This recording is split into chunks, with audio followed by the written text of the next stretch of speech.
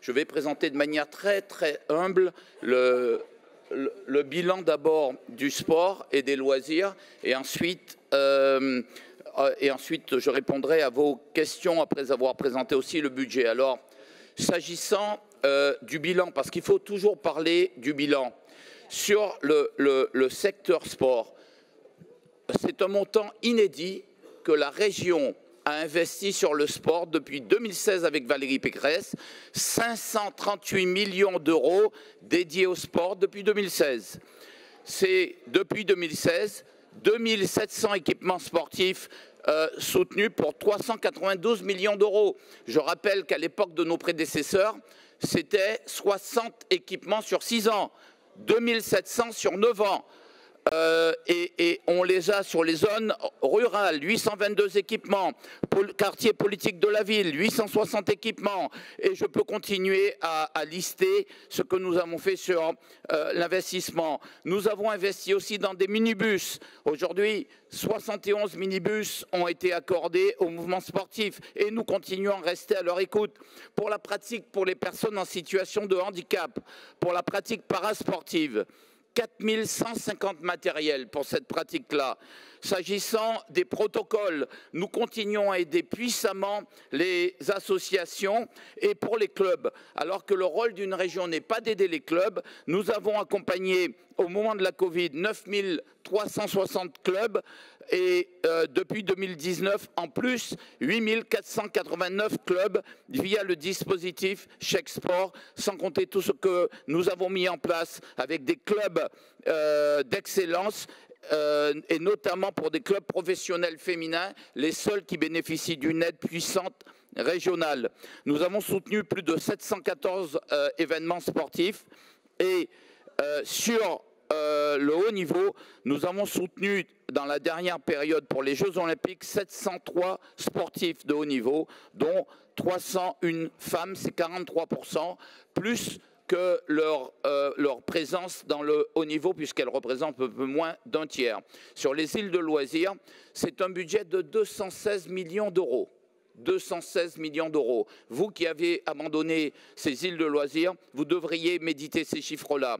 Les tickets loisirs, nous avons multiplié par plus de 3 les bénéficiaires, depuis que nous sommes en situation, les bénéficiaires de ces tickets loisirs. Et le nombre de personnes en situation de handicap est de 40 000 personnes, 900 000 bénéficiaires de nos tickets loisirs sur la période et 30 000 séjours. Je vous renvoie à 500 séjours par an que vous faisiez quand vous étiez en situation.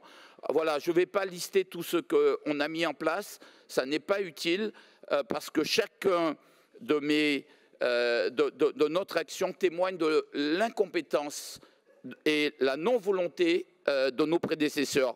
Je veux maintenant parler du budget. Alors moi, je ne sais pas si Madame Malaisé est là. Ah, Madame Malaisé, vous êtes là. Très heureux de vous voir, Madame Malaisé.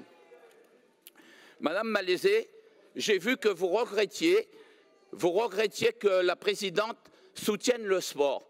Vous appeliez la présidente à baisser ses dotations pour le sport. Je vous le dis, le mouvement sportif appréciera. C'est dans cet article, Actu 75 du 20 novembre 2004. Je vais lire et je vais demander à la gauche qui soutient Madame Malaisé. Est-ce que c'est toute la gauche ou c'est simplement Madame Malaisé? Certains secteurs semblent épargnés par les coupes budgétaires. S'il vous plaît, merci de ne pas brailler dès le matin. Merci beaucoup. Certains secteurs semblent épargnés par les coupes budgétaires, persiste l'opposition dans son communiqué. Dans son viseur, le vice-président de la région chargé des sports, des Jeux Olympiques et Paralympiques, Patrick Caram. Voilà, Madame Malaisé, ce que vous faites. Vous demandez à la présidente de raboter le sport. Eh bien, j'ai le regret de vous dire que jamais on a eu un budget aussi important. On est sur mon secteur, tout secteur confondu, à plus de 105 millions d'euros. Et toutes mes lignes sont restées identiques, que ce soit en investissement et en fonctionnement. Et j'ajoute, Madame Malaisé, Comme je n'étais pas persuadé d'un arbitrage de la présidente qui prend en compte les faits JO et le rôle du sport sur la société, j'ai pris de l'avance. En novembre 2024, j'ai fait voter, vous l'avez voté, 117 équipements sportifs, dont 57 qui normalement auraient dû être votés au premier sport de les à plus de 105 millions d'euros, et toutes mes lignes sont restées identiques, que ce soit en investissement et en fonctionnement.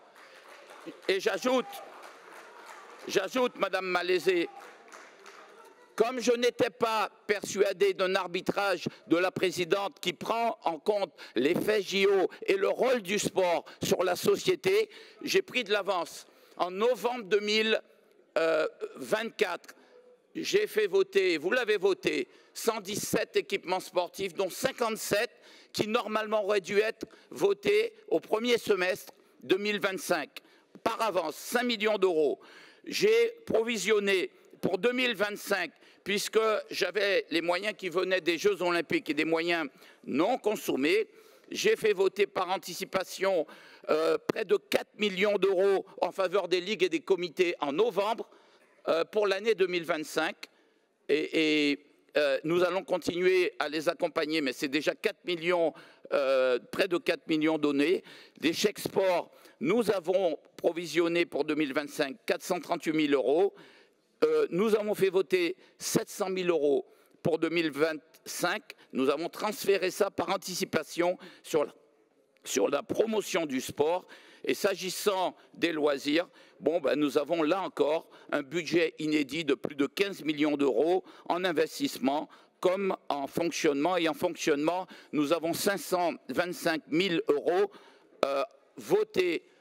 transférés de 2024 à 2025 en anticipation. Jamais une politique sportive n'avait été portée à ce niveau-là par une présidente de région. Nous sommes la première région sur le sport. Et d'ailleurs, quand Mme Oudéa Castéra, qui était ministre, reçoit les fédérations sportives à dîner, elle leur cite en exemple qui? La région Île-de-France, en disant aux présidents de fédé qui le savent et qui le lui ont dit d'ailleurs, mais si toutes les régions faisaient comme Valérie Pécresse et Patrick Caram, le sport serait en bonne situation aujourd'hui en France.